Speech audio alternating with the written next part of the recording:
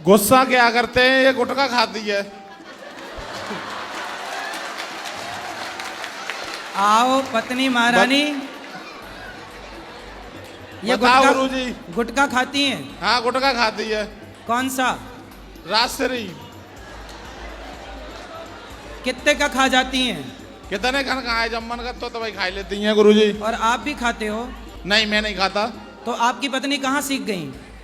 अपने घर ही सीख गई, अम्मा ने सिखाई था गुरुजी ने की ने। अच्छा, इनकी माँ ने सिखा के भेजा है। और क्या, तो पत्नी आई है कि खर्चे का घर आ गई? ये आई गई। हाँ, लाओ गुटखा, बात कराओ पत्नी महारानी से। गुरुजी, मेरे भाई ने सिखाया था, मैं छोटी थी जब। तुम्हारे भाई ने सिखा दिया गुटखा, तो पति का खर्चा बढ़ा दिया आपने? मेरे पति ने दुकान खोल दी है मेरे लिए। गुटखा की दुकान ही खोल ली? हाँ। जितना जी करे खाओ। कितने का खा जाती हो रोज? 30 रुपए के खा जाती रोज। 30 रुपए के? तो सही है गुटखा खाना? है? गुटखा खाना सही नहीं है? गुरुजी, वैसे मैं छोड़ना चाहती हूँ, पर सब कुछ मैंने मीट छोड़ दिया, अंडा छोड़ दिया और पति को भी छुड़वा दिया सब कुछ, लेकिन गुरुजी पति को भी छोड़ दोगी क्या? नहीं, पति को गुटखा, वो मीट अंडा छुड़वा दिया पति को। अच्छा। मीट अंडा सब कुछ छुड़वा दिया, बस लहसुन प्याज खाते हैं और मैं गुटखा खा लेती हूँ। कभी कभार मेरा मन करता है, बहुत अच्छा लगता है। क्या गुटखा अच्छा लगता है? हाँ गुरुजी, बहुत अच्छा। बच्चों को भी खिलाती हो? नहीं गुरुजी, बच्चे कोई नहीं खाते हैं मेरे। बच्चों को मैं अपने संस्कार देना चाहती हूँ, मैं नहीं खाती। पर आप अपने कौन से संस्कार दोगी बच्चों को? गुरुजी सारे दूंगी, लेकिन बस गुटखा नहीं खाने दूंगी इनको। हैं? गुटखा नहीं खाने दूंगी। बच्चों को नहीं खाने दोगी? गुटखा नहीं खाने दूंगी इन लोगों को मैं, बस और सारे संस्कार दूंगी, गुटखा नहीं खाने देती हूँ। तो जब आप ही खा रही हो तो बच्चों को कैसे रोकोगी? नहीं गुरुजी, मैंने रोक रखा है, तभी तो। अगर ये लोग खाना शुरू कर देंगे तो उस दिन मैं छोड़ दूंगी। पहले तो ये खाएंगे ही नहीं, मुझे इतना विश्वास है। मतलब जब तक ये शुरू नहीं करेंगे तब तक आप नहीं छोड़ोगी? नहीं हैं? मतलब गुरुजी ये नहीं खाएंगे, मुझे विश्वास है। तो आप छोड़ कब रही हो ये बताओ? गुरुजी ये तो मरने के बाद ही भले छूटे। मरने के बाद? हाँ मैं सच्ची बोल रही, मैंने बहुत कोशिश कर ली, ये मुझ पे नहीं छूटा। आपने तो अभी बोला बच्चे शुरू कर देंगे तो मैं छोड़ दूंगी। नहीं गुरुजी, मतलब ये खाने नहीं दूंगी मैंने, इतना मुझे प्रॉमिस है। फिर आप क्या हमारे समझाने से मान रही हो कि आपके समझाने से बच्चे नहीं मानेंगे? गुरुजी, ये 14 साल की हो गई तब किसी ने नहीं खाती है, तो मतलब कोई नहीं खाएगा, मुझे पता है। गुरुजी एक बार इससे बात कर लो। ये गुटखा छोड़ देना पर। गुरुजी राधे राधे। देखो गुटखा खाने वाली पत्नी किस तरीके से पति को परेशान कर रही है। देखो कह रही है कि मेरा पति गुस्सा करता है, और ये नहीं बता रही मैं गुटखा खा रही हूँ इसलिए गुस्सा कर रहे हैं। नहीं गुरुजी, ये मेरे पे बहुत गुस्सा करता है, छोटी छोटी बात पे। कभी कच्चा अच्छा खाना बनाओ तो तारीफ भी नहीं करते। आप कहते हो तारीफ करना चाहिए, तारीफ कर दिया करो भैया। वही जैसे आप गाते नहीं हो वो। गुरुजी एक बार भजन गा दो मेरे साथ। कौन सा? वो वाला, फिर से कहो कहते रहो, वो वाला। प्लीज ये तो आपके पति कहेंगे आपके लिए।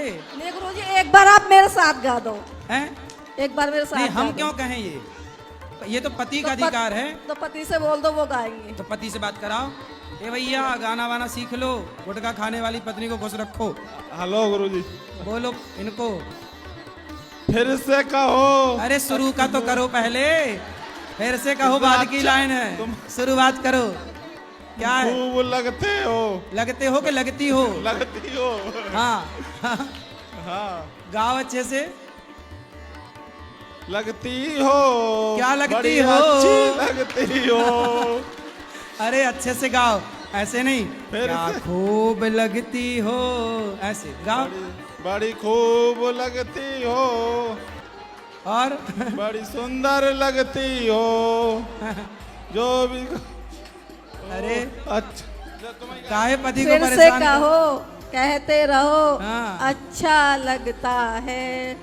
गुटखा मेरे भी जरा छोड़ो। मेरे काना का मुखड़ा बड़ा अच्छा लगता है।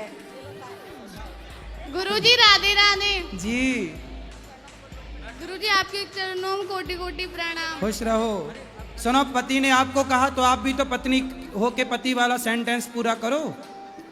पत्नियों को भी तो बताया था कि ये वाला गाना पति के लिए गाया करो। तो पति वाला गब्बा दिया, अब आप अपना वाला उनको सुनाओ। कौन सा? सब हम ही बताएं। गुरुजी मैं भूल गई थोड़ा, मैंने सुना तो था, आज आपने बोला था हाँ, भागवत हाँ, में। याद करो। क्या मिले हो तुम हमको, बड़े नसीबों से चुराया है मैंने किस्मत की लकीरों से। गुरुजी राधे राधे। राधे राधे। गुरुजी आशीर्वाद दे दो मुझे अपना। खुश रहो। गुरुजी मुझे आशीर्वाद दे दो, मैं खूब पढ़ूं लिखूं और मैं खुश रहूं, मैं अपने माँ बाप का नाम रोशन करूं। राधे राधे खुश गुरुजी। रहो, खुश रहो। राधे राधे। जब मैं पढ़ाई करता हूँ मेरे को फोन का मन होता है। क्या आता है? जब ये पढ़ाई करती है, ये कह रही है इसको फोन देखने का बड़ा मन होता है। पर मत देखा करो, ठीक है? गुरुजी मेरा प्रश्न ये है कि जैसे आप कहते हो कि गृहस्थ आश्रम में भगवान को पाना सबसे उत्तम है, सबसे आसान है, तो गुरुजी गृहस्थ आश्रम की कुछ छोटी छोटी बातें हैं जो बाधा उत्पन्न करती है भक्ति में। क्या बातें हैं?